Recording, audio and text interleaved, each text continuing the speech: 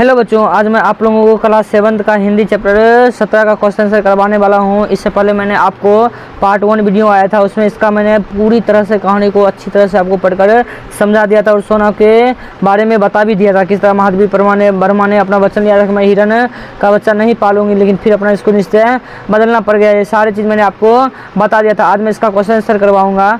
आप अगर पहली बार हमारे चैनल पर विजिट किए हैं तो आप हमारे चैनल को सब्सक्राइब कर लें और बेल आइकन जरूर दबा दें, समझे ना। और अगर आप इस सब का PDF पाना चाहते हैं तो आप हमारे मोबाइल नंबर 95 76 39 14 15 नंबर पर सेव करके व्हाट्सअप करिएगा, आपको मिल जाएगा। नहीं तो डिस्क्रिप्शन में आपको इसका लिंक भी मिल जाएगा, समझे। वहाँ से आप जुड़ जाइएगा और आपको जो भी PDF चाहिए मिल जाएगा, समझे ना। अब आइए स्टार्ट करते हैं, समझे ना। देखिए, पहला क्वेश्चन कहता है कि महादेवी वर्मा ने अपना निश्चय क्यों बदलना, महादेवी वर्मा को अपना निश्चय क्यों बदलना पड़ा। तो आप कहिएगा कि सोना की दुखद मृत्यु से आहत होकर लेखिका महादेवी वर्मा ने हिरन नहीं पालने का निश्चय कर लिया, लेकिन सुष्मिता बसु ने एक पत्र के माध्यम से लेखिका को एक हिरन स्वीकार करने के लिए विवश कर दी, क्योंकि वो जानती थी कि महादेवी वर्मा ही इस हिरन को सुरक्षित रख सकती है। महादेवी वर्मा ने अपना निश्चय बदल दिया और हिरन को स्वीकार करने की आग्रह को मान लिया। आग्रह को क्या किया, मान लिया। अब आइए 2 नंबर क्वेश्चन देखते हैं। क्या नंबर देखेंगे क्वेश्चन बाबू रे? 2 नंबर क्वेश्चन देखते हैं क्या कहता है। कहता है सोना के दिन भर के कार्यकलाप को अपनी भाषा में लिखिए।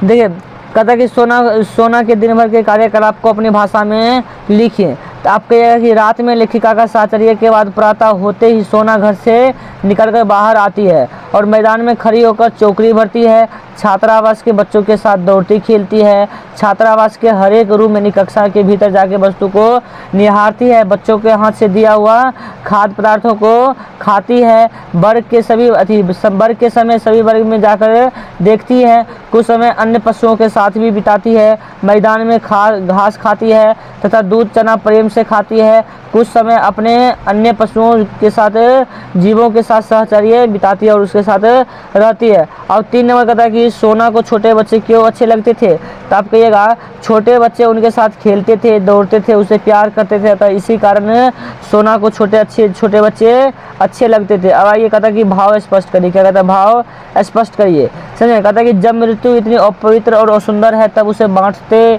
घूमना क्यों अपवित्र और सुंदर कार्य क्या नहीं है। आप कहिएगा जब मनुष्य मर जाता है तो पवित्र और तो सुंदर शरीर अपवित्र हो और असुंदर हो जाता है, समझे ना। लोग मृत्यु प्राप्त व्यक्ति को छूना तक नहीं चाहते हैं, उसे असुंदर मानकर अपनी आसक्ति का परित्याग कर देते हैं। यानी मृत्यु से मनुष्य अपवित्र और असुंदर हो जाता है। मृत्यु से मनुष्य क्या हो जाता है, अपवित्र और असुंदर हो जाता है। अर्थात मृत्यु ही अपवित्र और असुंदर है, तब तक मनुष्य उसे बांटता है। मनुष्य पशु पक्षी के साथ मनुष्य की भी हत्या कर रहा है। जो मनुष्य ने पशु पक्षी के साथ साथ मनुष्य खुद का भी हत्या कर रहा है। क्या यह मृत्यु का बांटना, हत्या करना अपवित्र और असुंदर कार्य नहीं है। अर्थात हत्या करना भी एक अपवित्र और असुंदर कार्य ही है। मतलब आप किसी का हत्या कर दिए, वो भी क्या एक अपवित्र और असुंदर कार्य है। अब अगर पशु मनुष्य के निश्चय रचने से परिचित रहते हैं, उसकी ऊंची नीची सामाजिक स्थितियों को इससे नहीं। अब देखिए इसका भाव अर्थ क्या लिखिएगा।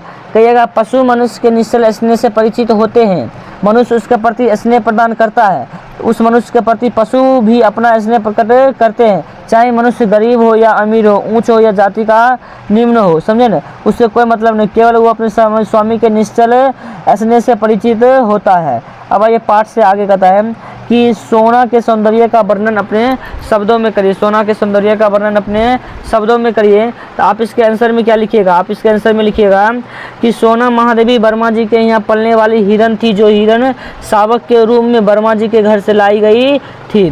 सोना का रंग सुनहरा था, समझे न, और अत्यंत कोमल मखमल जैसा मुलायम उसकी रोएं थे, लंबा पतला मुख सुडौल और शरीर बड़ी बड़ी सुंदर थी, शीशे जैसी चमकती पनियाई आंखें और ऐसा लगता है जैसे तुरंत वह ढलकर गिर जाए। आंखों के चारों ओर काला कोर बना था, मानो चारों ओर से काजल लगा होता। लंबे लंबे कान के कारण वो अत्यंत सुंदर दिखती थी। लंबे लंबे कान के कारण वो क्या दिखती थी, अत्यंत सुंदर दिखती थी। अब आइए 3 नंबर पार्ट से आगे हम 2 नंबर क्वेश्चन देखते क्या कहता है।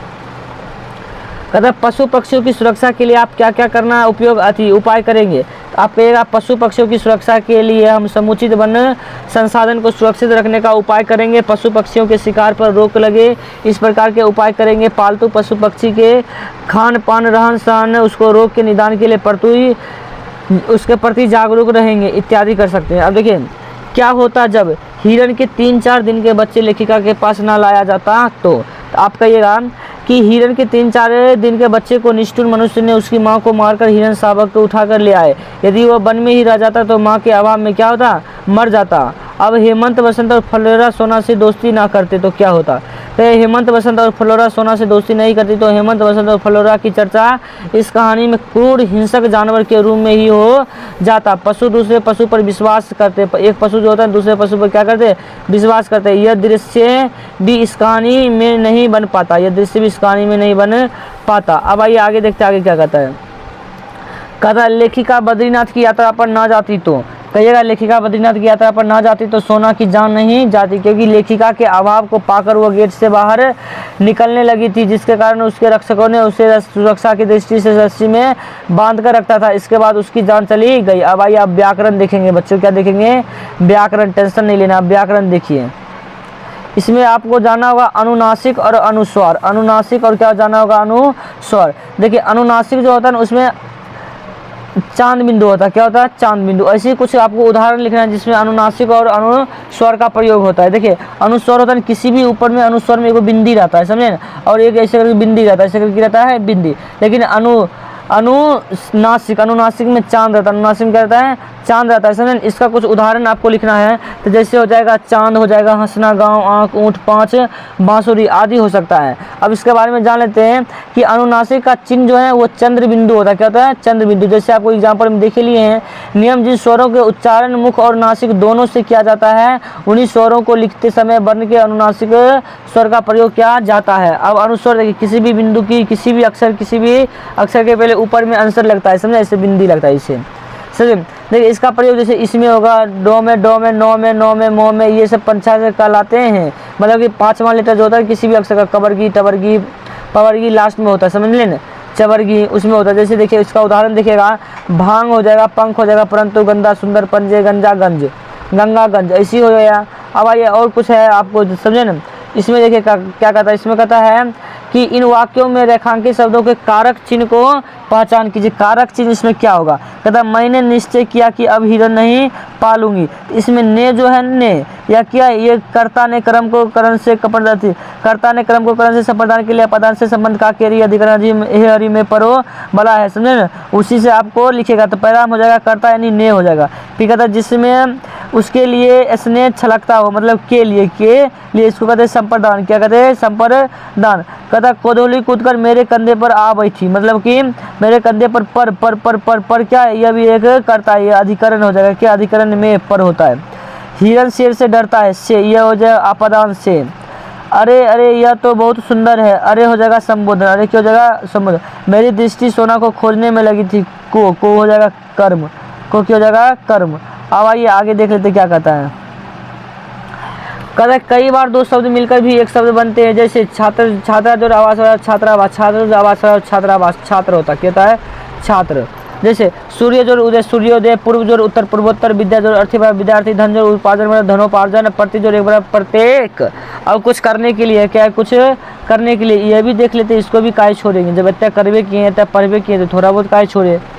देखिए कहता महादेवी वर्मा द्वारा रचित पुस्तक मेरा परिवार से उनके पालतू पशु पक्षियों के शब्द चित्र की जानकारी प्राप्त कीजिए। अब ये अपने गूगल से सर्च कर लीजिए, वहाँ आपको मिल जाएगा। खैर आप हमसे ही संपर्क कर लीजिए। मेरा परिवार नामक पुस्तक महादेवी वर्मा जी की पशु पक्षी पालन प्रेम को दर्शाने वाली पुस्तक है, जिसमें उन्होंने कुछ कुछ बिल्लियाँ, कुछ साथ साथ अन्य पशुओं के पक्षियों की नामोल्लेख किया, जैसे कुत्ता, बिल्ली, हिरण, फ्लोरा, सोना, हेमंत और बसंत, ये सब पशु पक्षियों के नाम हैं। अब देखिए अधिक से अधिक लोग पशु पक्षियों से प्रेम करते हैं। इस पर कोई छोटी सी कविता या निबंध लिखिए। देखिए निबंध क्या लिखिएगा, कहिएगा निबंध ऐसे कि नौकर हो तो कुत्ता जैसा, मालिक सोता सेवक जगता, रात भर पहरेदारी करता सरकारी चौकीदारी, ऐसा शिष्य हो तो बंदर जैसा, मदारी के हर एक बात मानता, नकल करके नाच दिखाता, परिवार चलाता बेटे, ऐसा बच्चा हो तो तोता जैसा, मालिक के वचन दोहराता, मतलब तोता हो तो नौकर हो तो तोता जैसा, मालिक के हर वचन दोहराता। अब देखिए आगे क्या कहता है, नकल कर नाच दिखाता, परिवार चलाता बेटा, ऐसा बच्चा हो तो तोता जैसा, मालिक के वचन दोहराता, सबके मन को खूब बहाता, प्यारी प्यारी गुड़िया, ऐसा ये इसका कविता हो गया, समझे ना। अब देखिए अगर आप पहली बार हमारे चैनल पर विजिट किए तो आप हमारे चैनल को सब्सक्राइब कर लीजिए, क्योंकि इतना मेहनत आपके लिए करते तो अभी थोड़े लिए मेरे कर लीजिए, सब्सक्राइब कर लीजिए, समझे ना। और कमेंट करके हमको बताइए कि वीडियो आपको कैसा लगा, समझे। और लाइक तो जरूर कर दीजिए, समझे। वीडियो देखने के लिए धन्यवाद।